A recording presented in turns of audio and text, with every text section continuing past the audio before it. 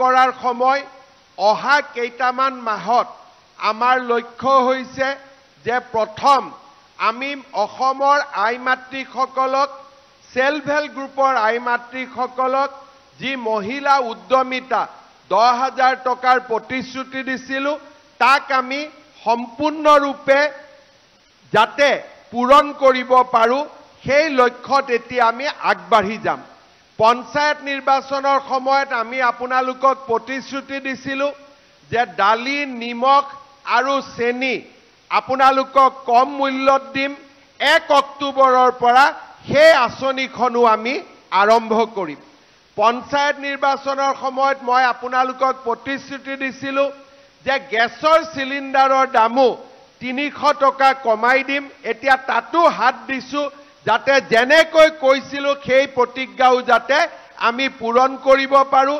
গাঁৱৰ আৰু চহৰৰ দুখীয়া ৰাইজে গেছৰ চিলিণ্ডাৰ যাতে 300 টকা কম দামত পাব পাৰে।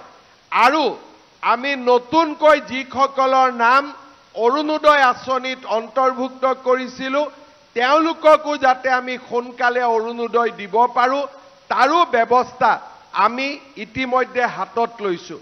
মই ৰাইজক এটাই অনুৰোধ কৰিম যে আপোনালোকে আমাক সহযোগিতা কৰিব আৰু আমি আপোনালোকক যিয়েই প্ৰতিশ্ৰুতি দিছোঁ সম্পূৰ্ণ প্ৰতিশ্ৰুতি 100% আমি পূৰণ কৰিম আৰু অসমক আমি ভাৰতবৰ্ষৰ ভিতৰতে এখন বলিষ্ঠ আৰু সমৃদ্ধ ৰাজ্যলৈ আমি ৰূপান্তৰ কৰিম। শ্ৰদ্ধাৰ ৰাইজ, আজি 55,000 পৰিয়ালৰ গৃহ প্ৰৱেশ হ'ব। আমাৰ বাবে অত্যন্ত আনন্দৰ কথা। কাৰোবাৰ যেতিয়া ওপৰত ঘৰ নাথাকে, গৃহহীন ব্যক্তি এজনে যেতিয়া ঘৰ পায় জীৱনত তেওঁৰ বাবে সেইটোৱে আটাইতকৈ ডাঙৰ সাফল্য। আজি আমি সকলোৱে প্ৰধানমন্ত্ৰী মোদী ডাঙৰীয়াক ধন্যবাদ জনাম যে তেখেতৰ প্ৰচেষ্টাত অসমৰ 25 লাখ গৃহহীন লোকে একোটাকৈ নিজৰ ঘৰ পাবলৈ সক্ষম হৈছে। ইয়াতকৈ আৰু পুণ্যৰ কাম একো নাই। আছে নেকি ইয়াতকৈ কিবা পুণ্যৰ কাম? ডাঙৰকৈ ক'ব লাগিব, আছে নেকি ইয়াতকৈ কিবা পুণ্যৰ কাম?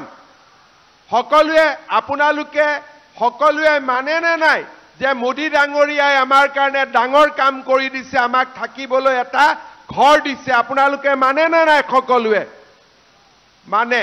আৰু আমি আশা কৰিম যে আজি শিৱৰাজ সিং চৌহান ডাঙৰীয়া আহিছে, তেখেতে যাতে আমাক সুবিধা দিয়ে আৰু যাতে দুখীয়া মানুহক আমি ঘৰ দিব পাৰোঁ আৰু অসমৰ প্ৰতিগৰাকী দুখীয়া মানুহক আমি যাতে সহায় কৰিব পাৰোঁ।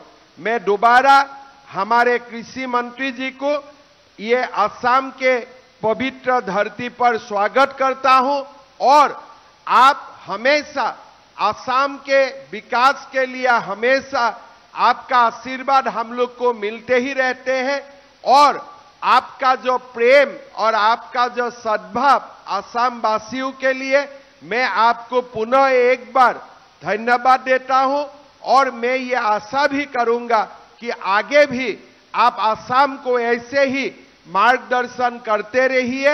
हम एक साथ मिलके असम को भारत का विकसित जो प्रदेशों का जो लिस्ट है उसमें लेके जाना चाहता हूं। आपका जब आशीर्वाद मिलेगा ये काम में भी हमको बहुत ज्यादा गति मिलेगा, हमें बहुत ज्यादा शक्ति मिलेगा। मैं दोबारा एक बार आपको असम का पवित्र धरती में स्वागत करते हुए मैं मेरा वाणी को विराम देता हूं और मैं सबको निवेदन करूंगा, मेरा साथ एक बार आप लोग सब बोलिए, भारत माता की।